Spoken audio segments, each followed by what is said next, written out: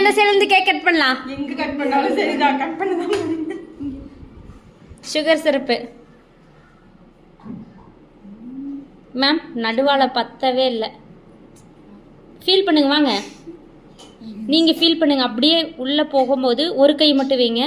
ஏதோ ஒரு கை அப்படியே அழுத்தும் போது அந்த ஃபீலிங் தெரியுதுங்களா?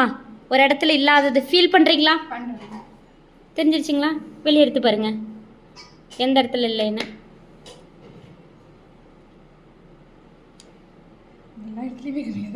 இந்த இங்கெல்லாம் பாருங்க, சுத்தமாக இந்த இடத்துல இல்லை.